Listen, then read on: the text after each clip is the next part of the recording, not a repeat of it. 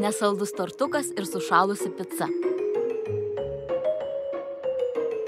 Tortas, grietinėlė ir bananas keliavo po virtuvės pasaulį ieškodami cukraus. Cukrus turėjo paversti nesaldų tortuką tikrų saldėsių. Jie nusikaborojo nuo šaldytuvo ir būptelėjo ant žemės. Staiga iš šaldytuvo pačios tortukas išgirdo juoką ir čiauškėjimą. "Bene ten cukrus čiauška?" naiviai paklausė jis. "Ne, dėl cukraus drįsčiau abejoti", papurtė galvą grietinėlė. "Bet užeiti ir apsidairyti vis tiek galime", pasakė bananas. Barbarbar pabarbeno krumpliu iš šaldytuvo apatinės durelės grietinėlė. "Prašom", šūktelėjo skambus balselis. Kai produktė atvėrė duris, pamatė, kad pateko į tikrą ledo karalystę. Ant grindų blizgėjo sušalę vandens lašeliai, ant lubų kabėjo gražuoliai varvekliai, šone ridinėjosi kažkokios sušalę uogytės, o pačiame centre miegojo 8 Dr. Oetker picos. Apsiklojęs šerkšniniu užkloteliu, jos tikriausiai ruošėsi miegoti. "Labas vidurnaktis", tarstelėjo viena. "Uždarykite paskui save duris, nes prileisite karščio." "Atsiprašau", nuraudo tortukas ir uždarė dureles. "Mes išgirdome juoką ir pamanėme, kad užeisime", mandagiai paaiškino bananas.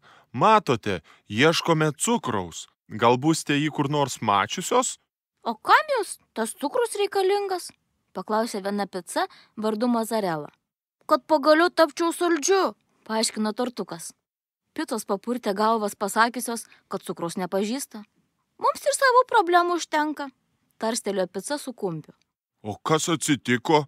paklausė bananas. "Ogi mūsų mažoji sesutė mini pica labai sušalo ir norėtų pasišildyti, tačiau nėra kas ją pašautų į orkaitę." "Taip, beveik nebejaučiu savo kojyčių", pravirko mažoji pica, kuri tų kojyčių netgi neturėjo. Ant jos puikavosi sūris ir pomidorų padažas. "Galime pakeliui tave įdėti į orkaitę. Vis tiek keliaujame po virtuvę. Nieko nenutiks, jeigu šiek tiek sugaišime. Ar ne, tortuk?" paklausė geraširdė grietinėlė. "Žinoma, negi leisi jai sušalti į ožio ragą." Mažoji pica padavė rankutę tortui, o kitą grietinėliai. Jie nuėjo link didžiulės dujinės viryklės, kuris stovėjo pravėrusi savo orkaitės duris. Dujiniai virykliai labai patikdavo ką nors šildyti. Tai buvo jos mėgstamiausias hobis.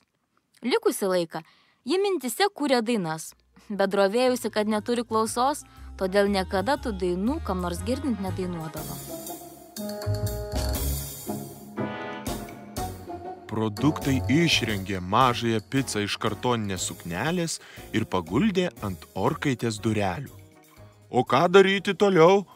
kraipė galvą bananas. Dujinė viryklė prunkštelėjo. "Ko lendate tada prie manęs, jeigu nemokate naudotis? Pirmiausia, uždarykite mano dureles, tada pasukite štai šitą rankenėlę." "Ne tą, o šitą", komandavo viryklė.